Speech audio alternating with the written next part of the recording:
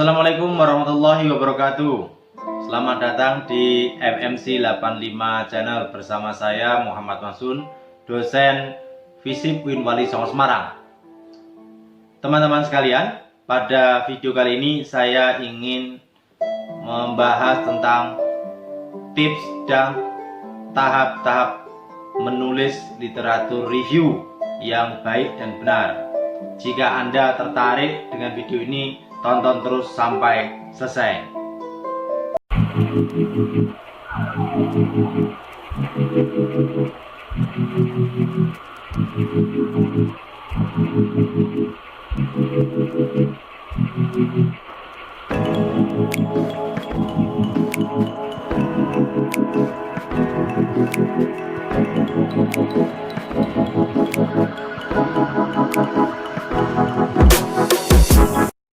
Pada video sebelumnya saya sudah membahas tentang apa itu literatur review. Ya, sebagai overview, literatur review itu adalah upaya Anda untuk mengkonsolidasikan banyak tulisan, ya, banyak tulisan untuk mendapatkan argumen-argumen yang ditulis oleh orang lain, untuk menemukan apa yang sudah ditulis dan apa yang belum ditulis, dan Anda berusaha untuk mencari pembeda dari tulisan-tulisan yang ada, atau Anda ingin menguatkan tulisan yang ada gitu. Nah, sebelum saya membahas tentang langkah praktis menulis literatur review, pertama yang ingin saya sampaikan adalah tentang apa sih manfaat mereview literatur. Jadi, kenapa kita harus mereview literatur dulu sebelum menulis karya ilmiah yang baik gitu. Nah, pertama, literatur review itu bermanfaat untuk memperdalam pengetahuan kita tentang bidang dan topik yang sedang kita kaji, sedang kita teliti. Nah, karena itu awal melakukan literatur review yang perlu dibaca pertama kali adalah buku babonnya, textbook.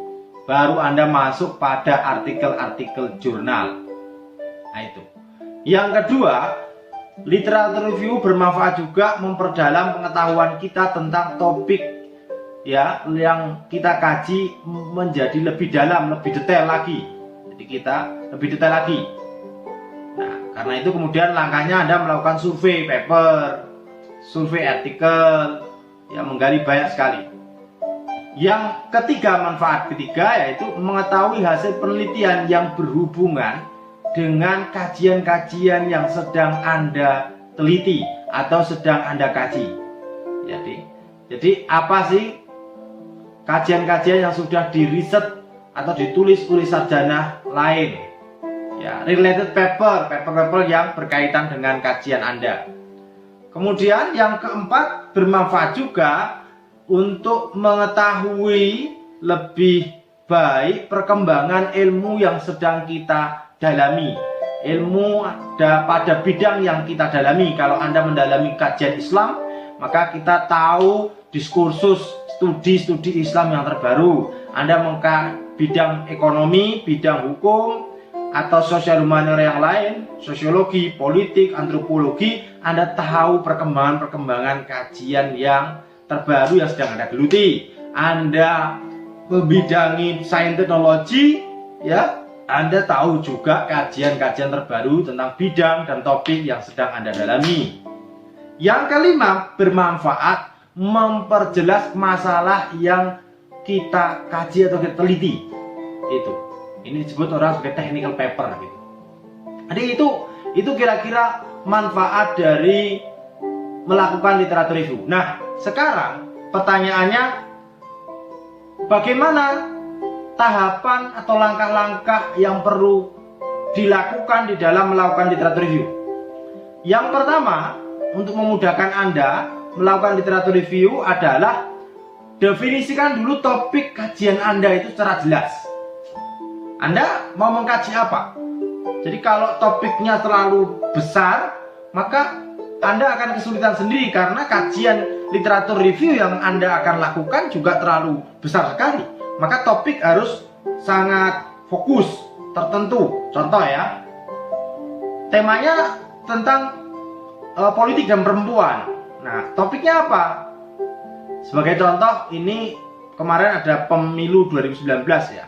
Soal, karena kajian saya orang politik, saya ngasih contoh soal politik. Misalnya topiknya tentang rendahnya keterwakilan perempuan di parlemen.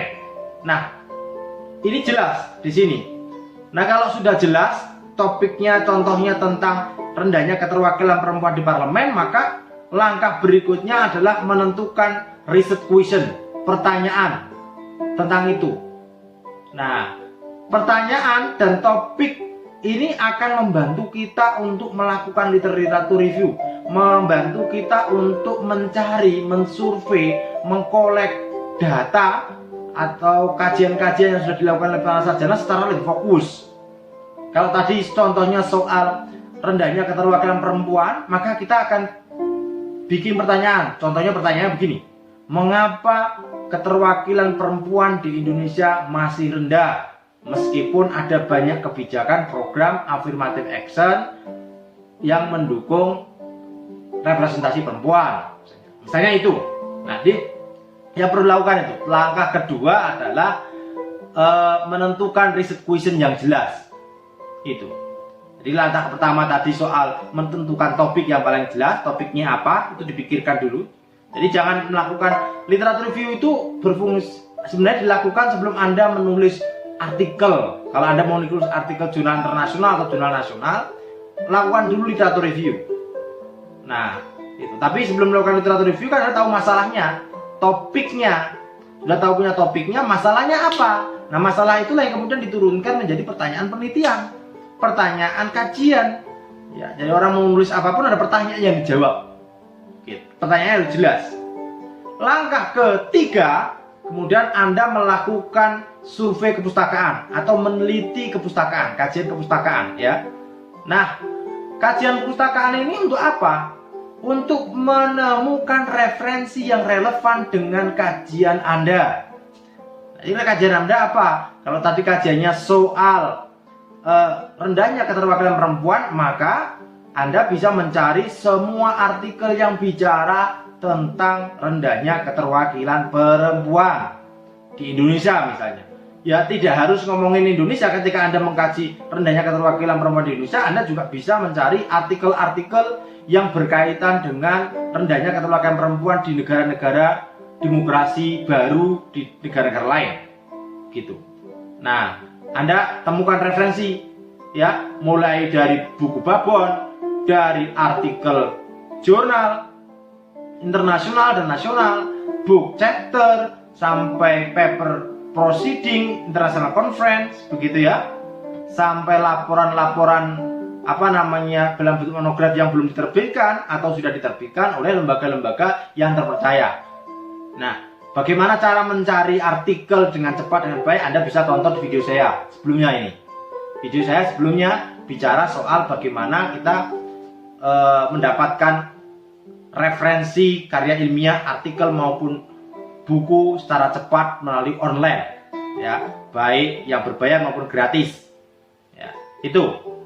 Nah, kemudian setelah Anda mendapatkan banyak artikel, Anda kumpulkan ya. Kalau menurut saran ya, banyak saya bergaul dengan banyak profesor di luar negeri. Ketika di dalam konferensi atau dalam salah satu forum ilmiah gitu, yang disarankan adalah untuk menulis artikel jurnal internasional yang baik, perlu Anda membaca minimal 25-35 artikel jurnal internasional yang bereputasi, yang bicara tentang topik yang Anda kaji. Kalau anak S1 mau nulis skripsi, yang minimal Anda review 15 lah artikel dan buku atau monograf yang dibaca, baik yang nasional maupun internasional. Jadi itu minimal, ada minimalnya. Itu yang khusus direview. Tapi rata-rata skripsi yang baik itu yang menampung tulisan paling enggak 50 lebih referensi yang berkaitan dengan topik yang akan Anda kaji atau sedang Anda tulis dalam skripsi. Tesis, disertasi lebih banyak lagi. Nah, kalau tadi artikel jurnal ya segitu, 25-30 atau 35. Itu kalian baru nanti akan mendapatkan novelty apa. Kalau jurnal internasional itu kan butuh novelty begitu. Jangan Anda baru mereview 5 artikel sudah bilang ini terbaru, belum tentu. Belum, kadang-kadang orang lain juga sudah menulis gitu.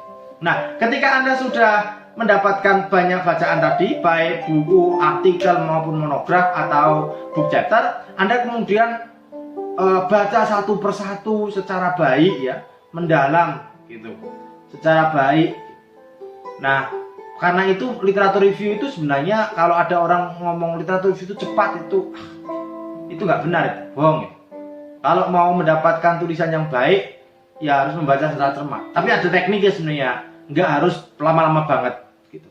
Anda kalau artikel jurnal itu Anda baca abstraknya, judul, abstrak, pendahuluan Anda baca selesai, pendahuluan panjang, kemudian Anda baca kesimpulan. Kalau Anda baca ini kemudian sudah dapat, pasti argumennya dapat, karena artikel jurnal yang baik itu argumennya sudah disampaikan di pendahuluan, ya, di abstrak, di pendahuluan, kemudian diperkuat lagi di kesimpulan. Jadi kalau mau tahu argumen sebuah tulisan itu sebenarnya di situ, di abstrak, latar belakang, kemudian di kesimpulan gitu. Anda kemudian baca artikel-artikel, buku, monograf itu Anda baca. Anda catat argumen utamanya apa, Anda catat. Kemudian metodologi yang dipakai apa, temanya apa, teorinya apa. Anda kelompok-kelompok, Anda baca. Ya, Anda baca itu. Nah, setelah Anda baca, Anda kemudian catat di dalam buku catatan tersendiri, itu tahapannya. Ya, ibaratnya Anda meresum setiap tulisan yang sedang Anda baca. Maka itu, jadi kalau ada ada mahasiswa atau yang sedang menulis skripsi misalnya, baru melakukan literatur review, tapi isinya adalah hanya kesimpulan-kesimpulan, judul terus kesimpulan, sebagaimana saya jelaskan di video sebelumnya ini. Nah, itu belum literatur review, itu baru tahapan literatur review. Nih, baru tahapan yang ketiga, saya katakan. Nah, setelah Anda sudah catat argumennya apa dan sebagainya, Anda kemudian cari buku sendiri lagi untuk menganalisis dan mengevaluasi tahapannya. Jadi tahap keempat itu analisis dan evaluasi tulisan yang sudah Anda baca. Ya, apa yang dianalisis? Apanya? Bagaimana? Anda menguji, mengidentifikasi satu tulisan dengan tulisan yang lain, apakah ada kesamaan argumen atau tidak? Apakah ada kontradiksi di antara satu tulisan dengan tulisan yang lain terkait dengan argumennya? Ya, itu penting, karena melakukan literatur review pada dasarnya adalah mengungkap argumen di balik tulisan. Nah, gitu teman-teman. Mengungkap argumen di balik tulisan. Setelah Anda sudah analisis, Anda temukan argumen A, argumen B. Contoh, kalau contohnya tadi rendahnya keterwakilan perempuan, Anda sudah baca sekitar 30 artikel, Anda temukan bahwa rendahnya keterwakilan perempuan gitu karena ada dominasi politik dinasti gitu dan politik identitas, nah, maunya gitu. Atau rendahnya keterwakilan perempuan karena kebijakan affirmative action tidak pernah ditulis dan dibikin secara baik, tidak secara tuntas menyelesaikan masalah gitu maunya. Atau rendahnya keterwakilan perempuan karena maraknya money politik. Money politik didukung dengan sistem pemilu proporsional terbuka yang mana memberikan ruang bebas bagi satu kandidat dengan kandidat lain untuk bertarung dalam satu partai. Nah, perempuan banyak tidak memiliki modal ekonomi sehingga banyak mereka kalah. Atau argumen yang lain Anda temukan beda. Nah, bahwa ada persoalan di dalam pelembagaan partai. Nah, Anda temukan ada teori supply and demand menjelaskan bagaimana ada problem di dalam proses rekrutmen perempuan, ada problem di dalam supply kandidat perempuan gitu. Ada problem soal kapasitas yang dimiliki oleh perempuan dan sebagainya. Anda temukan banyak argumen ini. Nah, argumen yang beda-beda dari banyak tulisan ini kemudian yang Anda lakukan adalah mengelompokkan. Nah, mengelompokkan satu argumen dengan argumen yang lain. Karena itu di dalam literatur review itu satu paragraf biasanya mencakup banyak tulisan, lebih dari satu, lebih dari dua, ya lebih dari dua tulisan dikelompokkan. Bisa dikelompokkan itu sesuai dengan argumentasinya atau sesuai dengan temanya atau sesuai dengan metodologi, bisa juga sesuai dengan kronologis. Tapi yang perlu Anda pahami bahwa paling banyak orang melakukan literatur review itu mengelompokkan berdasarkan tema dan berdasarkan argumen. Jadi argumen tertentu yang mendukung kajian atau topik yang sedang Anda kaji itu dikelompokkan, tulisan-tulisan, dinarasikan. Sebagaimana dijelaskan di video saya sebelumnya, membuat literatur review itu bukan menarasikan tulisan secara kaku dalam bentuk alfabetik. Karena itu sebenarnya buat literatur review jauhi menulis secara alfabetik dan numerik. Bikin seperti alur cerita, Nah, tulisan-tulisan yang sudah Anda kelompokkan tadi, ya, itu dinarasikan sebagai sebuah cerita, tapi dibaca secara kritis. Nah, langkah berikutnya yang kelima yaitu membuat tesis dan sintesis statement. Apa itu? Anda kan sudah melakukan pengelompokan, Anda sudah melakukan memberikan catatan soal argumennya apa, kontradiksinya apa, gitu. Anda kemudian mencoba membuat kelompokan, membuat statement tentang literatur yang Anda kaji itu.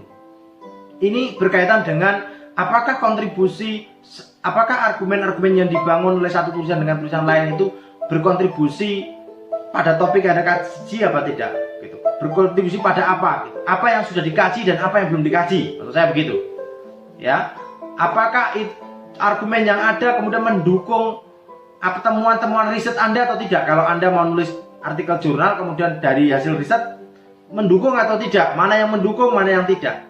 Terus mana yang berkontribusi pada persoalan rendahnya keterwakilan perempuan, mana yang belum? Nah, pendapat. Ini penting untuk menemukan gap, gitu. Apa yang belum dikaji oleh orang-orang? Apa yang belum, sisi lain yang belum dilihat? Kalau contohnya tadi soal rendahnya keterwakilan perempuan, Anda bisa dari mengkaji banyak argumen itu, ya, itu Anda bisa menjadi langkah berikutnya itu untuk menemukan gap di antara argumen, ya, yang belum dilihat, belum dikaji. Karena itu di statement itu nanti Anda bikin statement tentang riset lanjutan, atau pada posisi ini Anda di gap inilah Anda mau mengisi tulisan Anda mau di sini. Tapi itu beda ya. Kalau anak S1 tidak perlu sampai membuat gap, mencari gap atau mencari kontradiksi. Anak S1 Anda cukup sudah tahu argumen masing-masing, Anda tinggal ceritakan argumen itu dalam narasi, gitu. Dinarasikan. Anak S2 kontradiksi. Tapi kalau menulis artikel jurnal internasional, baru selain mencari kontradiksi dari masing-masing argumen, Anda tahu mencari gap di antara mereka, masuk di dalamnya, gitu. Nah, langkah yang terakhir, yang keenam, jadi ada 6 langkah, gitu. Ada 6 tahap, yaitu menulis literatur review. Nah, menulis literatur review itu, sekali lagi teman-teman, sebagaimana saya singgung sedikit di video saya sebelumnya, bahwa literatur review itu hindari menulis secara alfabetik, menulis secara numerik. Jadi Anda tulis 1, 2, 3, 4 dari tulisan-tulisan yang ada itu. Anda kelompokkan berdasarkan nomor. Hindari itu. Tapi bikin literatur review itu ada introduksinya. Gunakan introduction, gunakan body paragraf, ya. Gunakan konklusi, ada konklusinya. Nah, itu. Literatur review bisa pendek, bisa panjang. Kalau menulis artikel jurnal internasional, ya literatur reviewnya nggak begitu panjang, pendek. Tapi kalau menulis tugas akhir seperti skripsi, tesis, atau disertasi lebih-lebih, maka literatur reviewnya cukup panjang sekali. Mungkin akan berlembar-lembar untuk bahasan literatur review. Nah, begitu. Nah, saya ingin memberikan penjelasan lebih detail lagi bagaimana sih menulis literatur review tadi. Yang ada introduction itu isinya apa, body paragraph isinya apa, ya, kemudian konklusi isinya apa. Jadi di introduction itu, jadi tidak harus ya, literatur review itu ada sub sendiri, tidak harus Anda tulis introduction A, B, body paragraph, nggak harus. Jadi Anda tulis ngalir saja. Ya, kalau sampai 3-4 halaman Anda ngalir saja, atau dalam bentuk artikel jurnal biasanya literatur review hanya 2 halaman gitu. Itu tulis kali saja. Paragraf pertama 1 sampai 2 paragraf itu introduction yang bicara soal signifikansi topik yang Anda kaji ini apa. Signifikansi topik yang Anda kaji dan kaitannya dengan samudra artikel yang sedang Anda baca itu, yang sedang Anda review. Nah, kemudian statement awal tentang studi Anda, bagaimana studi ini akan membantu ya, bagaimana literatur yang akan Anda lakukan ini, studi yang ada ini akan membantu menjawab pertanyaan penelitian atau pertanyaan yang ada di dalam studi Anda, tulisan Anda. Itu di introduction. Terus Anda juga statement Anda beri tekanan bahwa topik yang sedang Anda angkat itu bukan sesuatu yang baru. Karena hampir di dunia ini tidak ada yang belum dikaji orang lain. Sudah ada banyak orang mengkaji. Hanya saja sisi pandangnya, perspektifnya, paradigmanya, metodologinya berbeda. Sehingga temuannya berbeda. Nah, di introduction itu isinya itu. Ya. Kemudian body paragraph. Nah, body paragraph ini sekali lagi saya tekankan, jangan menulis literatur review di dalam body paragraph berdasarkan alfabetik. Hindari alfabetik, hindari numerik. Nah, isinya apa?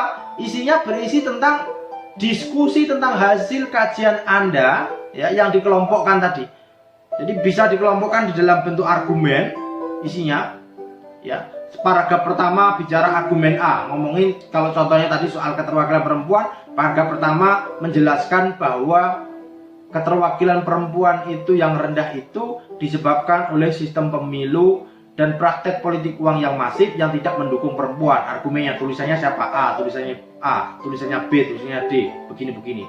Nah, kalau memang dibutuhkan sangat penting, Anda ambil kutipan 1 atau 2 kutipan untuk mendukung tulisan Anda, mendukung argumen yang sedang Anda suguhkan dari para sarjana itu.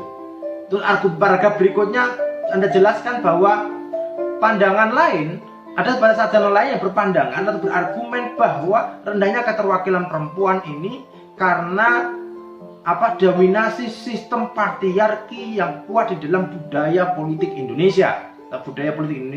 Nih. Terus argumen yang lain juga begitu cara menulisnya. Itu. Nah, itu bisa ditulis secara berargumen atau per tema-tema. Bikin tema gitu. Ya. Bikin tema. Disertasinya Mas Burhanuddin Mutadi di dalam bukunya tentang kuasa politik uang, ya, itu membuat literatur review berdasarkan tema gitu. Saya lihat. Nah, karena di dalam tubuh paragraf literatur review ini harus satu paragraf berisi lah tadi lebih dari 2, kalau bisa lebih dari 2 yang paling bagus, lebih dari 2 tulisan sarjana. Itu untuk memperkuat. Nah, kemudian yang terakhir conclusion. Conclusion itu apa? Conclusion setelah Anda panjang di body paragraph ada conclusion. Berisi tentang ringkasan dan kesimpulan temuan dari review yang Anda lakukan atas beragam bacaan. Kemudian jelaskan analisis Anda untuk mendukung kesimpulan Anda. Apa yang sudah dikaji dan apa yang belum dikaji oleh sarjana lain. Itu. Kelebihan dan kelemahannya apa? Terus kemudian kontribusi masing-masing sarjana argumen itu apa? Nah, itu. Kemudian berisi kajian lanjutan apa yang bisa dilakukan terkait topik ini. Atau kalau Anda dalam terkait studi Anda, maka Anda kalau nulis artikel jurnal internasional atau nulis disertasi, tesis misalnya, berisi tentang sumbangsi Anda yang akan Anda berikan di dalam perdebatan itu kosong. Apa gap yang masih ditinggalkan atau gap di antara perdebatan para sarjana tentang satu topik tertentu itu. Anda masuk di situ. Nah, kalau levelnya S1 ya Anda beri bahwa dari banyak argumen itu skripsi saya ingin mendukung memperkuat argumen yang disampaikan A, kelompok A atau kelompok B. Itu untuk S1. Nah, kalau untuk S2 berusaha yang agak kritis, S3 atau jurnal internasional, maka bicaranya sudah soal menyumbangkan argumen apa yang bisa kita sumbangkan, mengisi kekosongan. Karena itu menjadi novelty dari tulisan kita. Maka banyak tulisan jurnal internasional yang diproyeksikan atau dipublis itu artikel, kita mau publish artikel jurnal internasional, Tapi ditolak karena kita nggak punya novelty, nggak punya kebaruan. Kebaruan itu didapatkan setelah kita melakukan literatur review atas banyak tulisan para sarjana. Nah, saya kira itu teman-teman. Bagaimana tahap-tahap praktis, langkah praktis melakukan literatur review. Jika video ini bermanfaat untuk Anda, untuk teman Anda, silakan subscribe, like, dan share ke teman Anda. Cukup sekian dari saya. Wassalamualaikum warahmatullahi wabarakatuh.